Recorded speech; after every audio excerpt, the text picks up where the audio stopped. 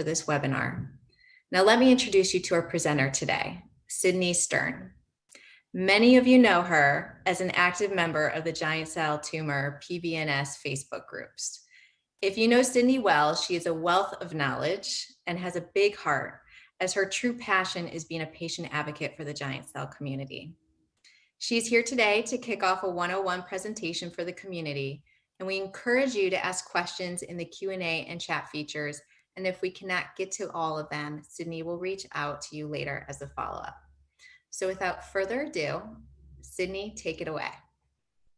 Hi, thank you so much, Sarah. So I'm going to talk to you guys about giant cell tumors and the biology. So a little bit about me. I'm an MS PhD candidate, which I'm going to have my clinical research MS and my PhDs in pharmaceutical science.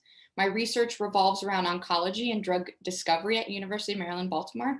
I specifically work with chemotherapy and improving options by developing other compounds that can be given in combination with chemo to decrease side effects and improve the efficacy. But more importantly, I'm a patient. I was diagnosed at 17 years old, and it's become a big part of my life and my identity, both as a person and as a researcher. And that happens for many, many patients like me. So I hope what you take away from this, from the patient side, is educational tools you can use to educate your doctor, as well as make informed decisions. For the pharmaceutical companies that are involved, that you see how important this is to the patients and their families, that this has a lot of impact on everyday life for them. And then for doctors to really listen to your patients and really become advocates yourself for the disease, because you'll see that there's a lot of question marks.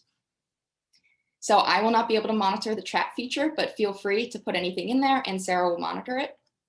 So we're going to cover a lot of topics. So we're going to start with what causes giant cell tumors, or GCT, what causes giant cell tumor of the bone versus tenosynovial giant cell tumor, which is also synonymous with PVNS, and we'll talk about why. We'll go through where do these giant cell tumors come from and their cell type.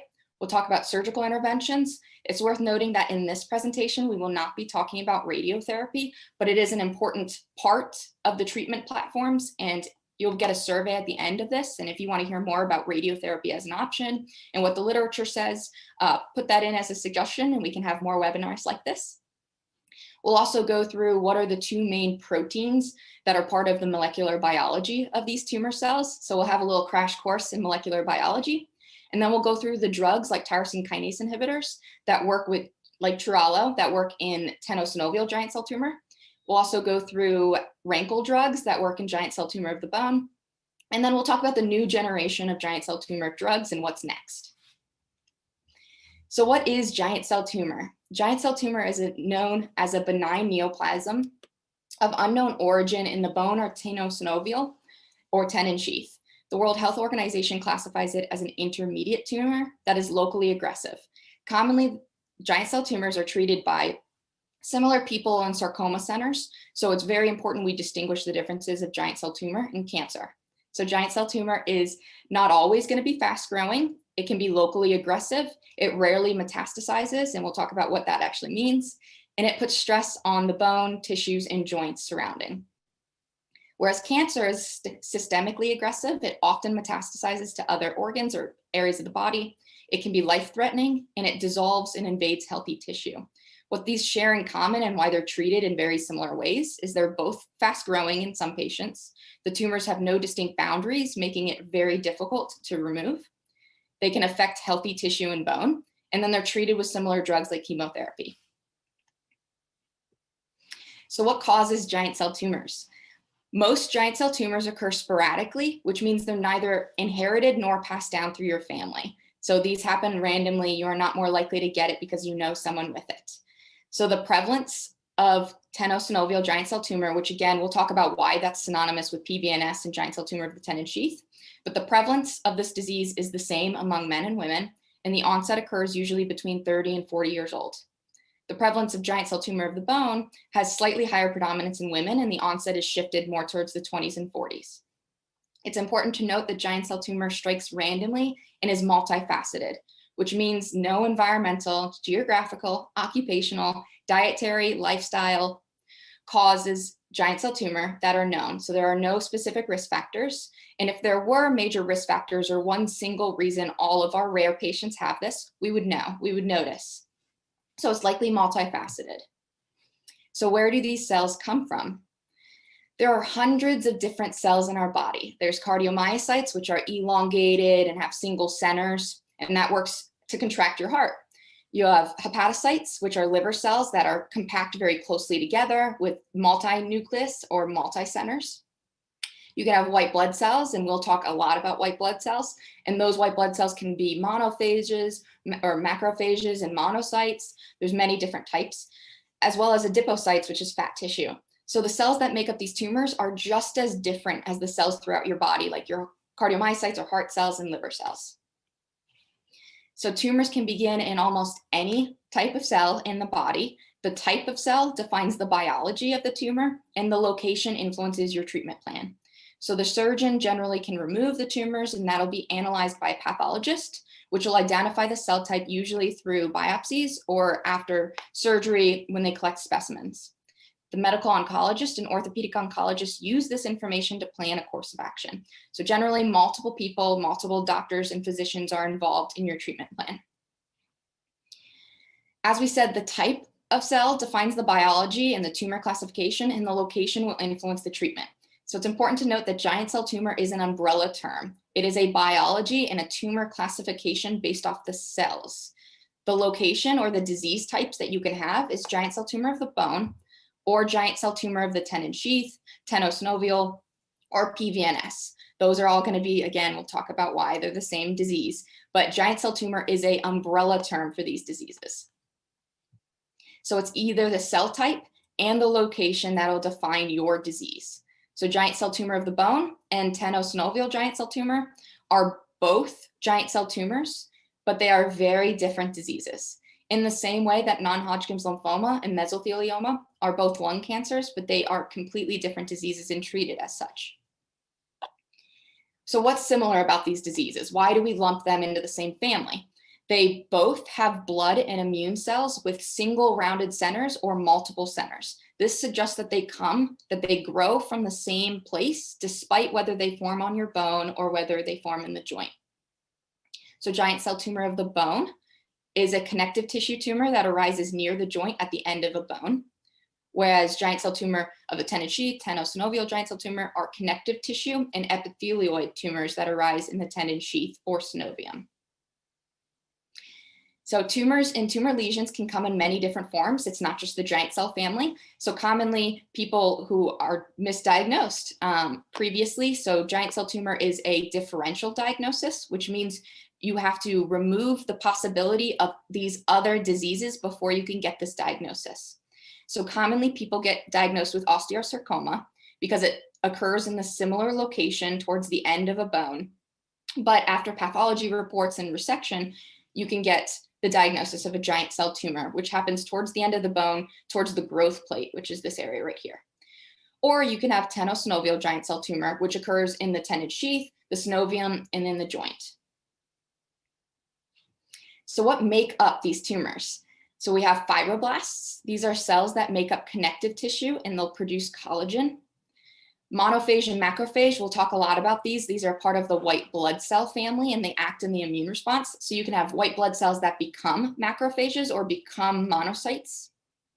And that'll influence your immune response, swelling, and other symptoms you may see in these diseases. And then you have osteoclasts. These are a type of bone cell that absorbs bone. So when we talk about the giant cell tumor of the bone, we'll start with the subtypes. So there are 3 subtypes. You have type 1, which is mostly tumors that are made up of fibroblasts. Again, that connective tissue tumor or connective tissue cell that makes collagen. In early stages, like in this type 1 tumor, the cells rely on cell multiplication for growth. Whereas in type 2, you have a combination of fibroblasts and macrophage monophage, or that white blood cells, and that leads to the recruitment of other cells from the bloodstream to come swarm the tumor and enlarge. And then lastly, you have type 3, which is the most destructive. Most patients, when they find out they have the disease, it's more when it causes damage or type 3. And so this is when the tumor cells become osteoclast-like, or that bone cell, and it'll start to reabsorb or dissolve host bone. So In 2007 or 2013, the World Health Organization classified PVNS, or pigmented villonodular synovitis, as a giant cell tumor. So these diseases, PVNS, tenosynovial giant cell tumor, or TGCT, and then giant cell tumor of the tenon sheath became one disease. So commonly you hear them referred as singular diseases, or that one is a localized form and one, they're all the same disease now. And so these also have subtypes. You can have the diffuse type, the localized, intra-articular, and extra-articular. So I'm going to refer from here on out to all three of these diseases as just tenosynovial giant cell tumor, or TGCT.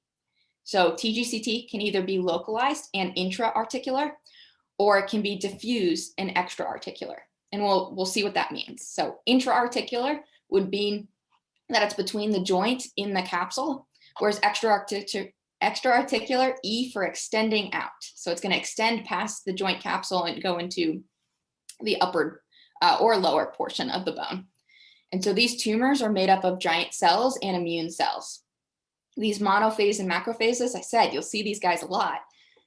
These act in the immune response and become part of the bulk of the tumor.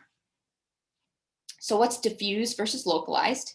Diffuse is tumors that occur in larger joints generally. They have no distinct boundary, making them really hard to resect. They end up larger. You have multiple nodules and more aggressive growth patterns, which leads to higher recurrence, somewhere between 50 and 70%, depending on the source. Localized occurs in smaller joints. They have very distinct boundaries, usually encapsulated, making them easier to remove. They tend to be smaller, singular tumors. They're less aggressive due to reduced growth patterns, and they have lower recurrence rates, somewhere between 15 and 30%. So it's important to note that a lot of us are patients on here, and the patient forums are predominantly diffuse. But it's important to note that roughly 90% of cases are actually localized. So it's a minority group that do have a very aggressive and chronic debilitating disease, which is the diffuse form. But those people, this should be a disease not about the majority. It needs to be about the exceptions and progressing that treatment, because it ends up much more debilitating. So giant cell tumors can arise in the same cell classification regardless of the location. So we're going to start with TGCT, which occurs again around the joints, tenon sheath, or bursae. And so you have the red arrows are for TGCT, and the thickness of the arrow refers to the predominance of that location. So you have 75% of these tumors occurring near the knee, with hip coming in second, shoulder, fingers, ankles, and toes coming in last. For giant cell tumor of the bone, you have tumors that occur at the end of the bone. 50% of them will arise around the bone, with less than 1% occurring in smaller bone locations. The distal femur, or the lowest part of the femur, is going to be the most common. The proximal tibia, which is above your shin bone and below your kneecap, is the other most common location, followed by the proximal humerus, which is your shoulder. You have your distal radius, which is part of your wrist, sacrum, which is part of your tailbone, and then your feet. So it's important to note that in 5% of cases of giant cell tumor of the bone, metastasis can occur. Metastasis means that it spreads from the primary location, usually to the lungs. X-rays are needed to monitor this, and majority of giant cell tumors do not spread both bone or tenosynovial. They rarely occur in multiple joints or organs. But it's important to note that although giant cell tumor of the bone can be localized, it can still spread to those lungs. And so the metastases of giant cell tumor are still giant cell tumors. They're calcified, but they must be monitored. They are not considered cancer or lung cancer. And I really like this depiction down here of Sting in New York. So an Englishman in New York is still an Englishman. A giant cell tumor is still a giant cell tumor, no matter where it is. So at the time of diagnosis, giant cell tumors can have caused damage or may have been found on routine scans. A localized TGCT or a type 1, type 2 giant cell tumor of the bone may be cured with surgery alone, but even after surgery, giant cell tumors can recur. If the TGCT is diffuse or type 3 giant cell tumor of the bone, the risk of recurrence is much higher, and the giant cell tumor may recur following multiple surgeries, which becomes a big issue, and comorbidities start to occur. So just issues because you have so many surgeries. So in that case, systemic drug therapies may be needed. So we're going to talk about the surgical interventions, the most common ones. So for the last 30 years, the surgical interventions have not really changed much, which is either here nor there, but it's understood these may be an outdated method of removing the tumors if they recur. So for giant cell tumor of the bone, you can have a bone graft, which replaces missing bone in order to repair. You can have the bone curettage, which is the removal of the bone through scraping it with a curette. You can have segment resection, which is the removal of the bone, leaving a gap and requiring reconstruction either with cement or cadaver bone. All of these attempt to remove the tumor and the damaged bone. For Tgct, it's a little bit more up in the air. Synovectomies are the main way to remove it, but whether you use an arthroscopic or open approach is still, there's no consensus on which is better. So the arthroscopic or the keyhole synovectomy is the removal of inflamed joint lining and synovial tissue using an arthroscope, so little keyholes. You can have an open synovectomy, which is the removal of inflamed joint lining and synovial tissue through an open approach. This tends to be a more elaborate surgery with longer recovery times. In both cases, you can have joint replacements depending on the damage. You can have a total knee or a total hip replacement. If you have a giant cell tumor in the ankle, you may be opted for an ankle fusion. And in both giant cell tumor of the bone or tenosynovial giant cell tumor, amputation can result after multiple surgeries and recurrences. So it's very important to note that surgery is the current, say, standard of care for people who are diagnosed with this disease. However, the open versus arthroscopic approach is still not known, which is better. It really depends the source, so there's no consensus, making it much more difficult to get these patients the treatment that they need. Recurrence rates in that localized are lower, they're around 14, 10%, and recurrence rate in the diffused is much higher. So when surgery is no longer an option, surgery may be the first line approach. However, when tumors are considered inoperable due to either the location or the extent of the disease, and if recurrence occurs, there tends to be no standard of care. It depends where you go, depends where you live. So following treatment options tend to be based off individual characteristics like pain, mobility impairment, functional impairment, joint and bone damage, severity of disease, and other patient characteristics like how old you are and how active you are. So other treatments besides surgery are based on how the tumor develop and grow.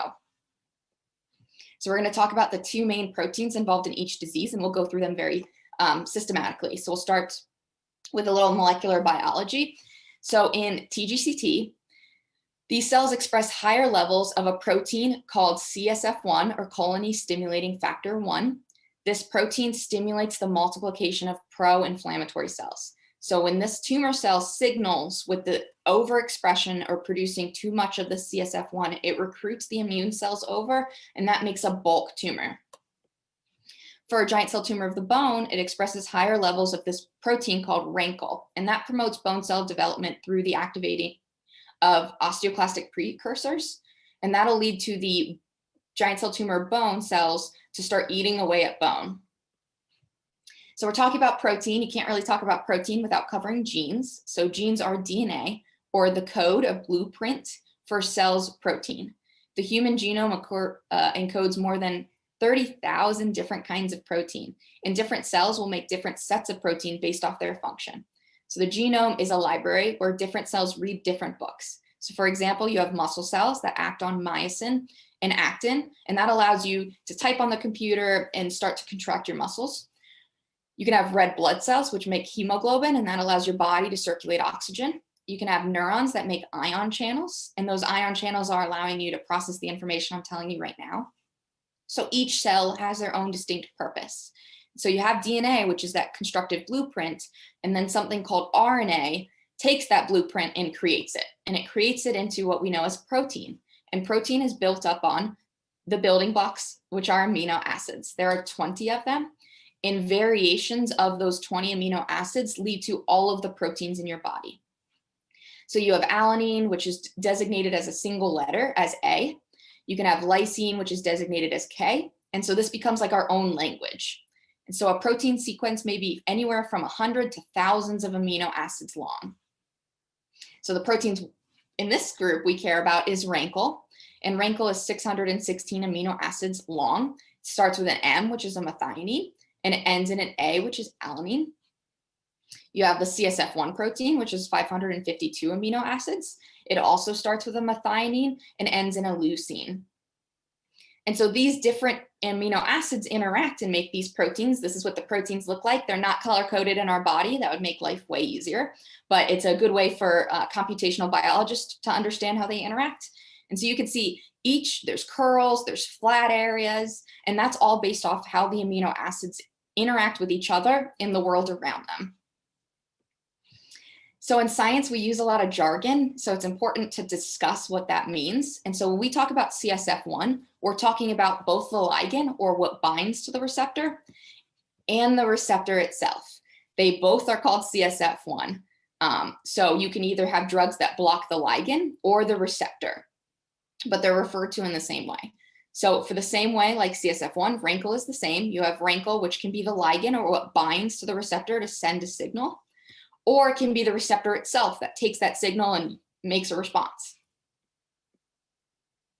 So CSF1 is one member of a very large family. So it's the human tyrosine kinase family.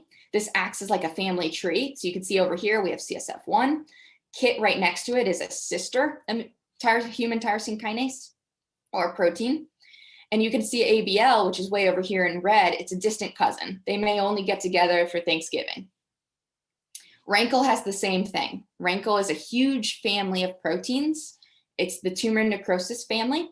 And so Wrinkle is in part family 11, as you can see. And so all the other members in family 11 are going to be sisters and siblings. Whereas if we go to family 8 over here, these are cousins. But because they're in the same family, they share similar molecular features. And so when we talk about these tumors create too much of these protein, how? So a mutation is a change in the DNA sequence encoding for a protein. Mutations can occur randomly, but cells carrying certain mutations can either die, it cannot affect the actual cell, or it can cause them to grow. The translocation is a chromosome abnormality in which a chromosome breaks and attaches to a separate chromosome. And you'll see what that means in a minute. So we'll start with giant cell tumor of the bone. It's worth noting that in over 90% of cases, there's an H3F3A mutation. So we each get chromosomes from our parents, and within each chromosome, there's hundreds of genes. And those genes are tightly packed and held for safety. But this mutation leads to a change in how tightly these genes are held. So it causes them to unravel. And we don't know what this means for the giant cell tumor of the bone, and we don't know what it means for the patients. But it's important to note that this would be a great area to continue research in. So Wrinkle, there's overexpression, there's too much of this Wrinkle protein, which is made by the giant cell tumor of the bone, and it stimulates bone reabsorption, which will increase the growth of the tumor and destroy the bone around it. So we have this little osteoclast-like cell eating away at the bone. And so while we don't understand what that mutation does for giant cell tumor of the bone, we do understand that Csf1 translocation and Tgct is why there's an overexpression in that Csf1 protein. So translocation, again, we can see that we have a chromosome in green and we have a chromosome in pink. And in a translocation event, they swap ends. And so this happens in the giant cell, in the tenosynovial giant cell tumors, and that leads to an overexpression in this protein by the tumor cells. And that leads to recruitment and growth of these immune and inflammatory cells, again, which become part of the tumor and recruit other cells. So how do these drugs work? So we're going to start with Tgct and Tralo. So originally these drugs, these targeted drugs, were not made for giant cell tumor of the bone. They were made for, in this case, chronic myeloid leukemia, which is a rare leukemia. It's a cancer of the blood. It looks very different than Tgct, but at a molecular level, these diseases tend to be more similar than we thought. So the mutation causing chronic myeloid leukemia is in a gene called ABL, which was discovered in 1985. If you remember ABL, it's a distant cousin of CSF1. And so because they're distant cousins and they have similar functions, drugs that inhibit or shut down the ABL work surprisingly well with CSF1. So imatinib inhibits the ABL, that cousin of CSF1, and imatinib was revolutionary. People called it the magic cancer bullet. Although there is no current magic cancer bullet, it was as close as it was for the time, and it opened a door for giant cell tumors like us. So because these are all in the same family, it became a first generation or off-label drug used, imatinib and nilotinib, which were developed for chronic myeloid leukemia, but they work really well in in tenosynovial giant cell tumors. So these therapies work by blocking CSF1. So you can see imatinib or pexidartinib. So they block the CSF1 which doesn't allow the tumor cell to talk to the other cells around it, keeping the growth small. So this is from the manufacturers of pexidartinib, which is the current approval drug that was just approved August 2019, and we'll discuss it more. This drug blocks the receptor, therefore it cannot signal to the other cells, no recruitment, it doesn't allow the cells to communicate, and then therefore it won't allow them to grow. It's worth noting pexidartinib, or Trial, is associated with spontaneous or idiopathic hepatic toxicity in rare instances. This is very rare, but it's important to develop a plan to monitor the hepatic toxicity and other side effects with your prescribing oncologist. In this case, it's part of the FDA risk assessment strategy, which requires the prescribing oncologist to have a plan to monitor this. So we covered Tgct. We're going to move into giant cell tumor of the bone. So how does Wrinkle drugs work and how do they work? So again, these drugs weren't made for giant cell tumor. Originally, the drugs were made for osteoporosis and the prevention of bone metastasis in solid tumors. So both in osteoporosis or other solid tumors, there is bone loss and fragility fractures that can occur in both cancer patients and postmenopausal women. In 2010, Dazunimab was approved to reduce fragility fractures and bone density loss in both cancer patients and postmenopausal women. Again, surprisingly, it works very well in this disease. So the Wrinkle Inhibitors rely on monoclonal antibodies, and we'll discuss what that means, that bind a wrinkle and that prevents it from attaching to the receptor of osteoclasts, which are those cells that are going to eat away at the bone. So the Wrinkle Inhibitors reduce the survival, the function, and the bone reabsorption needed for these tumors to survive. So the Dazunimab relies on a monoclonal antibody, which means that it's an engineered protein that binds to one substance. So here's your engineered protein and it's binding to the wrinkle, so the wrinkle can't bind to the osteoclasts. Here's another great depiction of it. So you have the Dazunimab, which is the Ys, and it binds to these wrinkles, so it can't bind to the receptor and it can't lead to bone reabsorption in these osteoclast cells, which ends up being the tumor cells. Despite the success of these drugs, more therapies are needed. Some giant cell tumors are unresponsive. Tolerability is variable, so whether people have side effects and can stay on these drugs. And then treatments, both the Wrinkle and the Csf1 inhibitors may halt the growth, but they generally don't eliminate the growth. Most people have partial responses, and complete responses are kind of the goal for these patients. And because there's only a partial response in most cases, the duration of the treatment is variable. Sometimes these people are on the drugs for the rest of their life. And that matters when you're giving a 20-something-year-old these chemotherapeutic drugs. So proper treatment and proper dosing and duration will need to be determined. So what's next? What's on the horizon? The new generation of giant cell tumor drugs. It's worth noting that Bernthal published something in Sarcomas that says surgery remains the most common treatment in Tgct. However, there may be an increasing role for adjuvant or drug therapies, including these new targeted therapies. Weighing the side effects of these treatments and their symptomatic benefit will be based on a patient-by-patient basis. So we're getting more into patient-by-patient treatment options and more precision medicine based off your specific characteristics. For giant cell tumor of the bone, Dazunimab, again, that monoclonal antibody that binds to Wrinkle, resulted in dramatic treatment response, which led to its approval to begin with. However, recent advances in the understanding of giant cell tumor of the bone growth, so pathogenesis means growth and how it develops, is essential to develop the new treatments. So for giant cell tumor, the focus is more understanding how the disease works, whereas Tgct, they're trying to find new targeted therapies. So you'll see a difference in the understanding of those.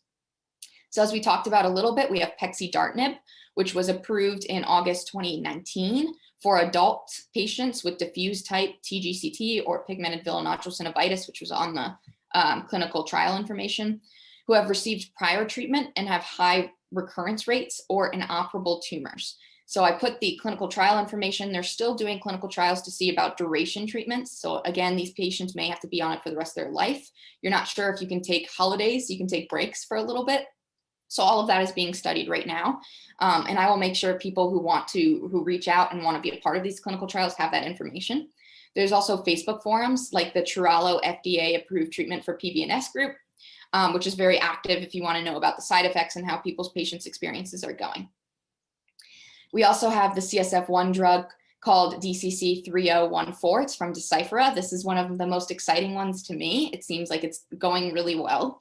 And so on August 18th, 2020, they started recruiting patients with malignant solid tumors as well as Tgct. And so here's some, there's also the clinical trial information, and there's a Facebook forum with the DCC3014 research trial for advanced tumors.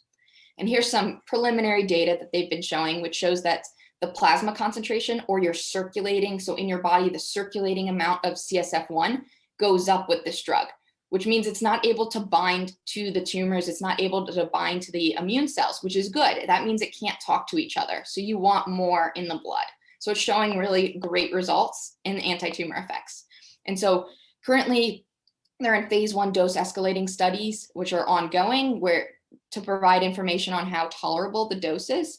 The initial proof of concept in patients show really great preliminary anti-tumor activity and potentially a more favorable tolerability profile, which is a big challenge for the current treatments.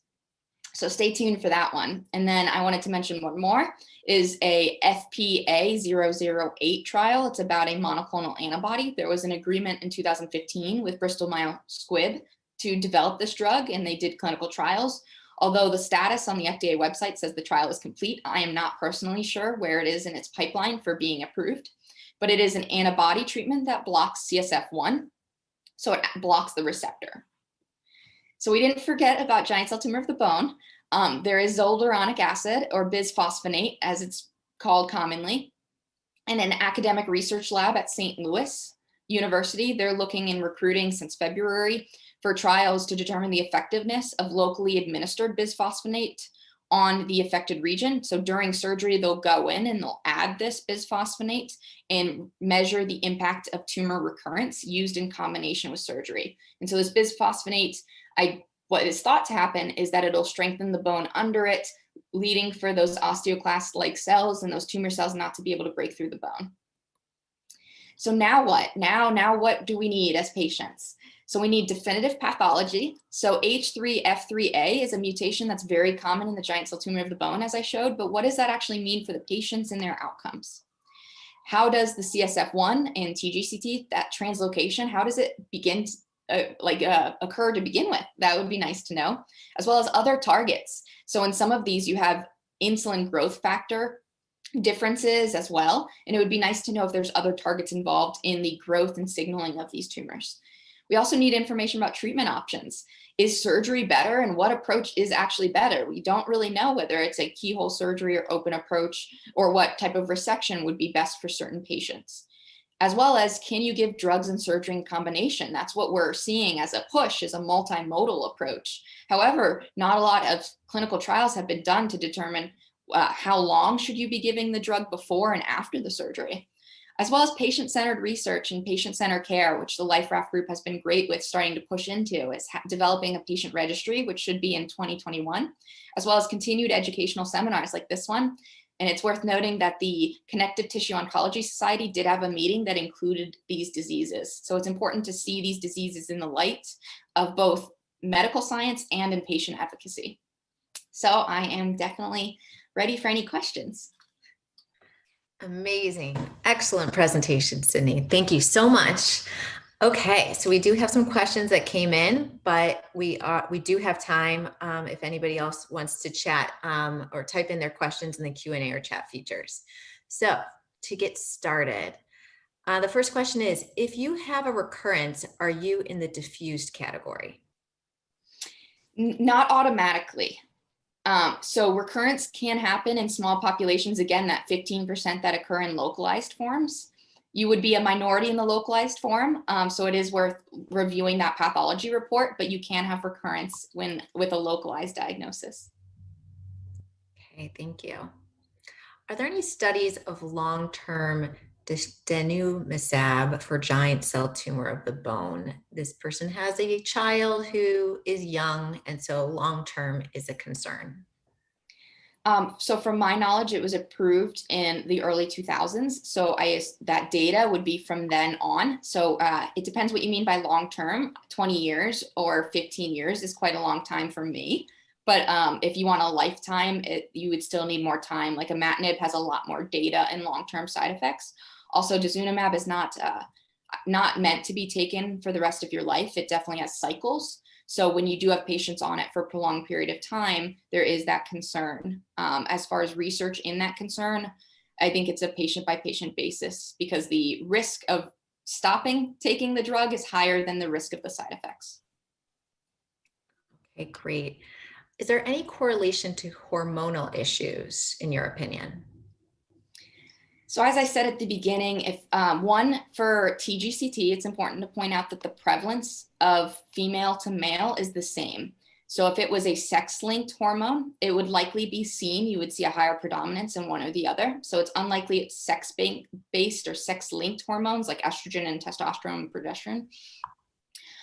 In small cases of type 2 and type 3 giant cell tumor of the bone, insulin growth factor has been associated, both 1 and 2 have been associated with increased activity, but I probably not what they meant by hormones, maybe.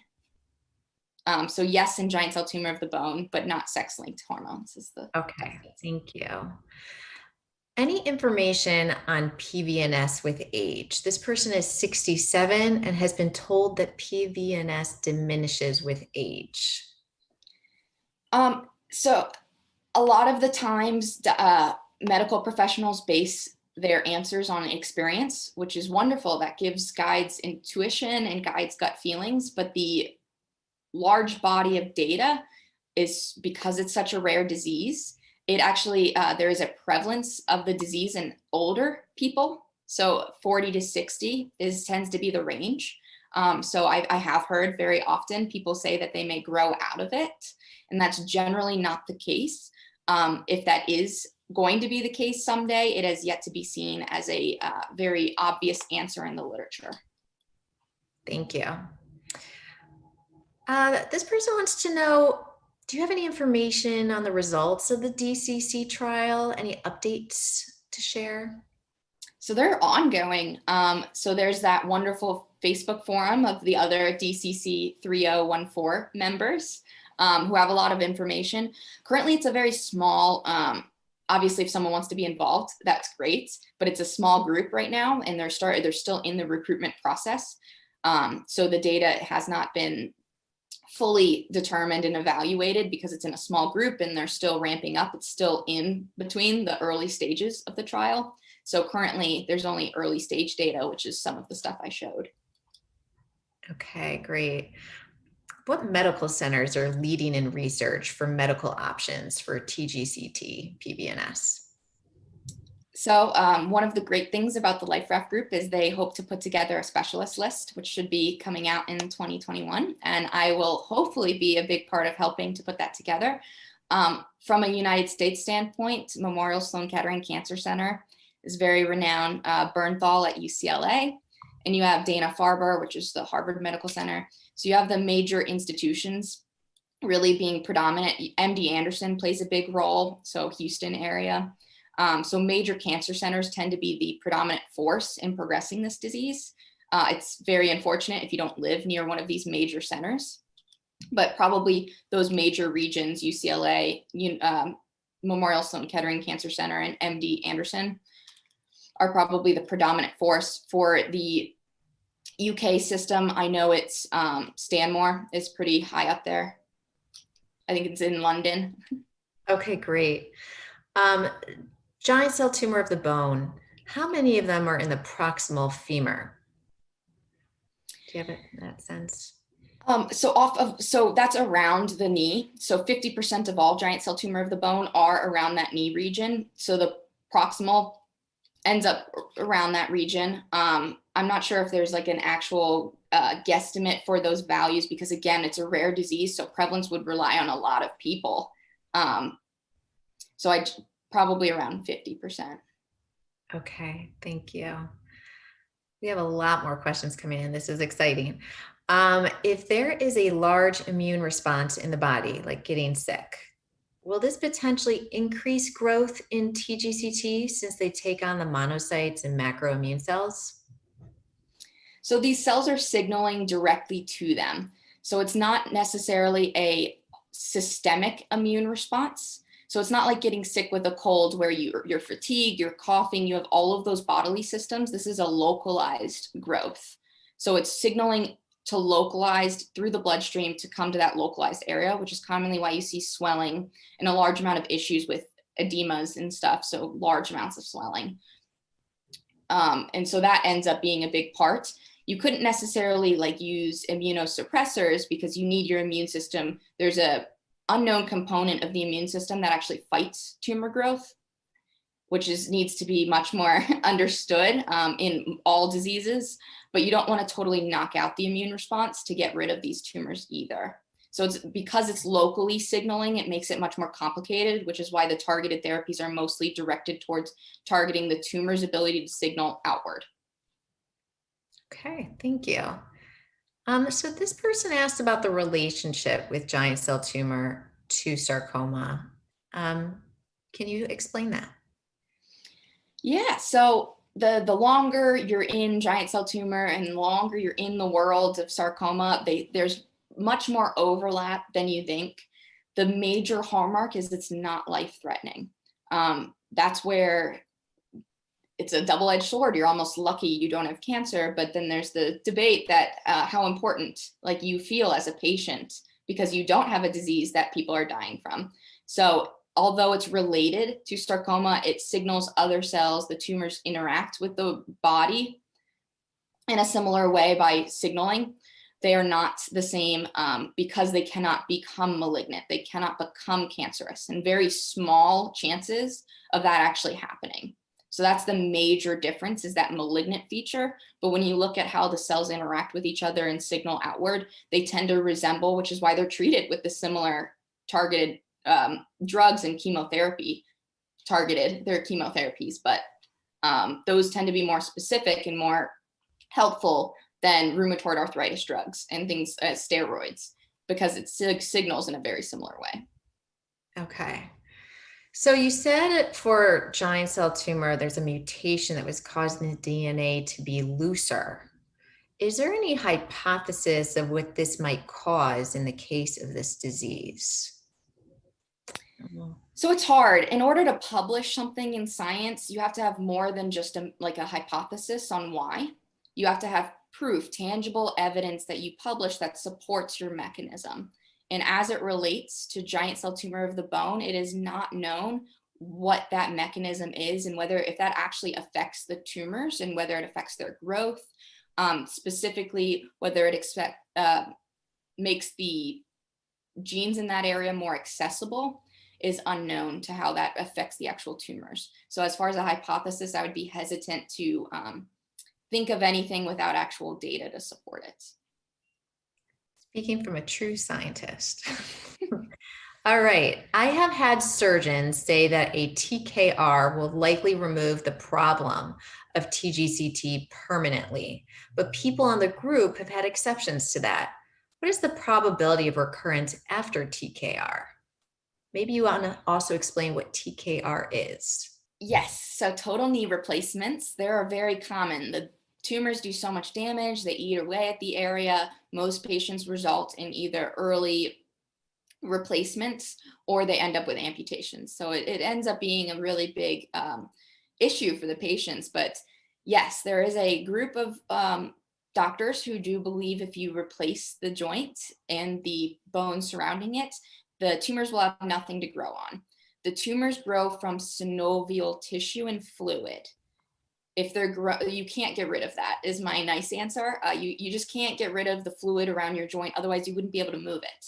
So the likelihood of it recurring after a replacement is much lower.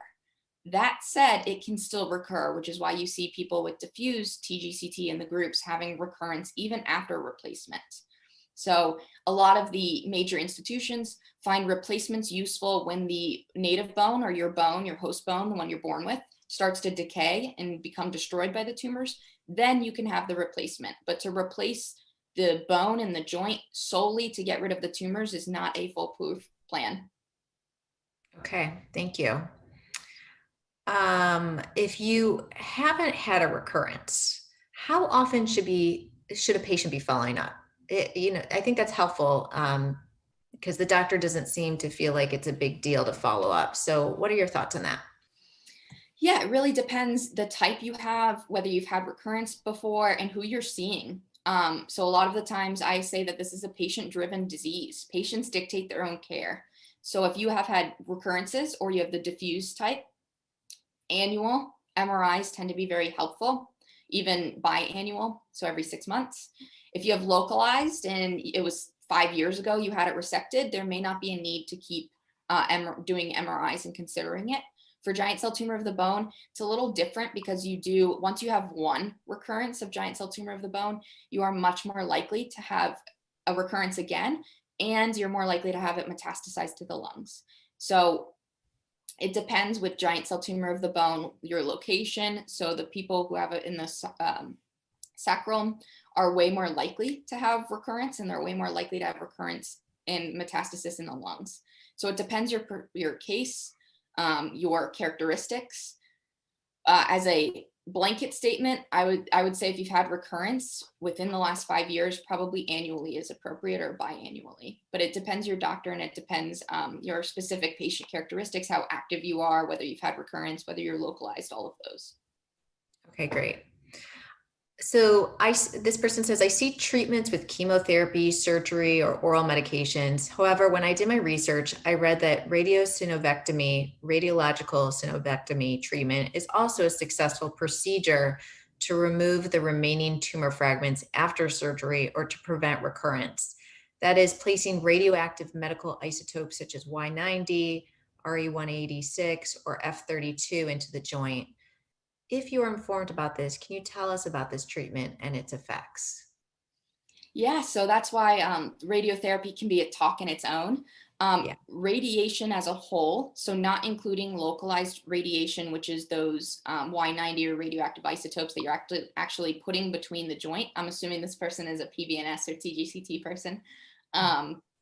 That radiation in giant cell tumor of the bone and radiation in Tgct are generally avoided and should be avoided, as malignant transformation can occur. You can have sarcoma induced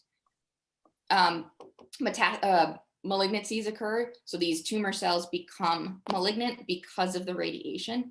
It's around 1%. So it doesn't sound like a lot until it's you. So because of the risk, that has led to the lack of use, as well as radiation alone has not shown impressive consensus. So majority of the literature kind of says yes, kind of says no, there's no concrete answer. And when there's no consensus in the literature, because of the risk being so high, it is generally not used. In the large cancer institutions like Memorial Sloan Kettering, UCLA, they try to steer away from the use of radiation in these patients. As far as localized radiation, it just needs more time. There's not enough randomized trials to say that the patients with these Y90 isotopes would do better with surgery alone, or if that was the major determining factor. So it's just new. Again, this is where standardization and where interests start to come in and start to play a role in our patient care, is that the more interest, the more research that's done, the more answers we get. And we're just a little behind on that. So the same with cryotherapy and all of those other techniques that are being explored now. They're just more exploratory than they are clinically used and clinically relevant for an 100% option right now. Lots of questions, guys. I don't know if I'm going to be able to get to everything, but I'm going to send them to Sydney to answer. Just a comment, as somebody was interested in hearing an update about the Decipher trial. There was a recent publication that came out at that CTOS meeting. It's in the public domain, and of course we can make that available. You mentioned age as a factor in metastases to the lungs, but with giant cell tumor of the bone, are the lung mets more likely if your tumor is spinal? Yes, so lung met is most common. So met, common term for metastasis, is more common. It's around 5% of giant cell tumor of the bone do metastasize to the lung. So it's a small proportion, but the vast majority of those patients have had recurrence or have spinal giant cell tumor of the bone. So it's a huge concern in those patients, and regular x-rays to look for calcification in the lungs are generally used. Okay, great. This is also a global forum, so we have people outside the United States who are attending now. The question is, are the treatments you mentioned mainly in the US, are there any other oncology-based treatments that are available in other parts of the world? This person specifically is interested in the UK. Yeah, so the UK has a different Food and Drug Administration than the United States. For the case of pexidartinib, it was approved in the United States, but because of its hepatotoxicity, it was not approved in the United Kingdom yet. So the drug options for Tgct in the UK are lower options. So you have the imatinib is still used, but generally surgery is still the main course of action if you're in the UK. For a giant cell tumor of the bone, they still use the dazunimab in the UK. So those treatments tend to be the same, and they are both approved in the United States as well as the United Kingdom. So yes, most of the drug trials are currently explored in the United States and may have clinical sites in London, in these other places, but they're in clinical trials still. So the only approved drug is in the United States, or not in the UK is a better way to put it. Okay, thank you. This next question is about diet. This person has had numerous recurrences in the soft tissue, so a knee replacement would not help. And the person's scared to try medication, but tired of surgeries. Could any change in the diet help? This person happens to have had GIST and giant cell tumor of the bone in 1989 with one recurrence. Are they related? Who would have thought? Yeah, that's a lot of bad luck. So it's hard to say if diseases like that are related because giant cell tumor is so rare. So like you would see if you had GIST, you would see a larger proportion of GIST patients also having giant cell tumor. But that is not currently seen, possibly because of the rarity of the disease. It doesn't mean they're not interacting. It just means that currently we have no way to determine that and that it hasn't been shown. And then your other was food. I am a cell biologist, so I have to point out that I am, as a person, biased towards medicine. I work in medicine. I see the benefit every day of medicine. So I'm going to answer it in the most objective way, is that changing your diet can change systemic things, like systemic inflammation. So your whole body, so like antioxidants, eating better, exercise, can all help general health. But can it treat a single disease is unlikely, which is why you go to doctors, which is why you take medicine. So it's worth trying. It's absolutely worth trying. It's minor changes in our life that actually can cause differences in overall well-being. And that is worth investigating. But as a scientist, I cannot say that will cure your disease. It just hasn't been shown. But far be it from me to try it. As long as you let your doctors know if you're going on a supplement or any type of like turmeric or anything, talk to your doctors and consult with the appropriate dose. And I think the Life Raft group will plan to host a future topic around this areas, a future webinar around this topic as well. So stay tuned for that. Since the genetic mutation is not considered inherited, are there any theories of what causes this mutation, such as radiation or even a virus? And there's actually another question where the person said, when I was young, I got electrocuted, or I hit my bone pretty bad. Could this have been the reason to cause the disease? So I always like to say a lot of people have been struck by lightning per se. A lot of people have been in an injury or fallen and they don't result in this disease. So there must be something extra special about us. So while a lot of people, especially in TGCT, may report that they've had a prior injury, there's nothing that shows that that may be a cause. Depending on what you look at in the literature, you may see something that there is a higher predominance of injuries. Some papers say there's not a higher predominance. We call that a non-consensus. There's no consensus on it. And when there's no consensus, we don't dictate our behaviors or our actions or scientific theories off of it. So currently there is no known cause. There's no dietary, there's no occupational, there's no stress that specifically may cause this disease in us rare, extra special patients. What about proton beam radiotherapy? Again, it's a big belief that if you throw enough darts at a dartboard, you're bound to strike something. It's so experimental, especially in this disease where it's, again, you have rare amounts of people. So like 300 people would be a very easy study to do in a very common cancer. But if you have this disease, having like 20 people would be amazing. So we were just talking about such small numbers that you don't get statistical significance to say it works. It does not work. For the experimental stuff, personally, this is a personal as a patient, I would wait towards last resorts to try experimental like proton beam therapy, the radioisotopes, but that's me. I'm more of a conservative approach person. If you have never had surgery or this is your first attempt at surgery, surgery alone may be enough. So it's hard to say whether that addition will help. So that's going to be based off of your specific case, how technical your doctor is. Are they used to using proton beam? Or in that case, it would be radiologist. But so it's more accessibility becomes more of the question than will it work at this point. Okay. How can PVNS tumor cells destroy the bone? By chronic inflammation? Is it true that in some PVNS patients, bone never gets affected? Yeah, in some patients, this is one of the giant cell tumors.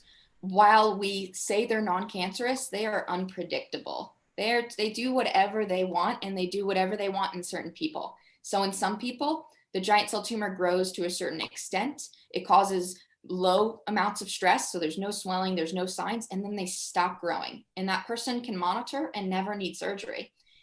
That's why it's in some patients, it destroys bone, usually through inflammation. So it keeps growing, it grows depending on the joint in small spaces that aren't meant to have tumors grow. And that causes stress on the bone, that'll cause decay of the bone. And in some cases, it can cause things like necrosis. So it really depends. That's why patient-centered care is very important in this disease and finding a doctor you trust and that you believe. Because it's a huge issue is that there's no standardization and there's no standard way these behave. So in patients where you're at the end of the road, where you've had 6 recurrences, it's much more clear cut to try anything. But when you're around 1 surgery or 2 surgeries, you're not quite sure what to do because you could be a patient where you have 1 surgery and it never comes back. So it's patient-centered. Yes. Okay, great. This person has diffuse PVNS in the ankle, had 9 surgeries so far, most of the time open surgeries. They've been part of a trial together with Roche Laboratories, which involved the same treatment as for a breast cancer without few components. They would like to know, what are the amputation criteria? Are they based only on the pain or on the number of damages caused by the tumor? So it depends where you live. In the United States, generally, because we are more a market, you can go to different doctors. You have more options on who is willing to do an amputation. Some doctors have a belief that if it's not cancerous, there's really no need to amputate. So it really depends. There's no set criteria, which is one thing that needs to happen in this disease is standardization and monitoring, diagnosing, and treating. So for people who've had multiple surgeries like you, having 9 surgeries is a lot. Amputation tends to be based off of function. So have you had a fusion? How useful is that limb still? And then surrounding damage generally. In some places you can have it removed just because of pain, because of 9 surgeries being a huge issue and very hard to sustain quality of life. And that may be, it depends where you live, that may be acceptable as well. So it depends your surgery center, it depends your doctors on whether they're comfortable removing a limb. You also should consider that there are a lot of symptoms that go along with just limb removal. So while that's the last case scenario, and it's definitely a case for many patients who just can't deal with this disease anymore, you would have to find a doctor who's, if you have the damage, it's a little easier to convince them. But who's willing to go on the journey with you of phantom limb issues and hopefully getting a prosthetic in that experience. Another person said, is there like a number of how many surgeries is just too much? And are there deaths related to this high rate of being on anesthesia? So there is no number. My hope from this whole experience is the people who have power to change our experience as patients from the other side, like pharmaceutical companies, hospitals, doctors, see how little standardization there is. So there's no standardization on what's considered too many surgeries. Usually they cut off inoperable somewhere around 3 to 9. That's a huge range. So it also depends your location and the damage done from each surgery. The belief system of doctors is do no harm, which is a great standard. Because of that do no harm standard, if the surgeries would promote more damage than they would help, they stop doing surgery. So that's why that's where I said age may play a role. Younger individuals who are more active may be more likely to recover, may be more likely to be able to sustain multiple surgeries than someone who's a little bit older, has a slower immune system, slower healing. So it depends on other factors outside of that. I wish I could give you a number on how many is too many. I've had 6 surgeries and it still doesn't feel like it's ever going to end. So it really depends the patient and how much they're willing to go through. All right, I'm going to ask one more question before we sum up. So can a localized form of PVNS develop into diffuse? Yeah, so you can have one localized tumor and you can have one diffuse tumor. I know that's not convenient whatsoever. Generally, you go with the diffuse diagnosis. If you've ever been given it, you usually go with that. You can have diffuse, which with small nodules or localized nodules as well. Generally, you fall into one of the categories, but because of the unpredictability of these diseases, they do mesh. So you can have both. Okay. We didn't answer everybody's questions today, but the Zoom platform allows us to go back and we can respond to you privately to answer those questions. There were some questions involving like, is there a website, the LifeRaf Group website? I will say the LifeRaf Group website is liferafgroup.org, but we don't have giant cell information on there. We do plan to create a new site to store this information. We plan to create fact sheets and education materials and do a lot more. I encourage anybody who's interested in certain topics to type that into the post survey after this event, but also if you're interested in volunteering, because I see that there are some people who are interested in volunteering, you might have a certain skill set that would be really great for us. I mean, whatever we can do to help empower the community to learn more about the disease and get the information out there. Because I think I know a lot of you didn't know much at the beginning and still say that there's not a lot out there. So, you know, the LifeRaf Group wants to help assist on making sure we have as much information out there so that patients can find it easily. And also just because we have very strong relationships with the doctors that work in this disease, we do plan to have a lot more discussions with them to see how we can better service the community. So, and you know, Sydney's going to be a really large part of that, but if there's anybody else who's interested, please let us know. So please share your information in the survey. And we're really excited that you were able to join us today. And thank you very much to Sydney for an excellent presentation and to be thrown all those different questions that she wasn't prepared for, but she did a great job with. And I wish everybody a lovely day and weekend. Take care.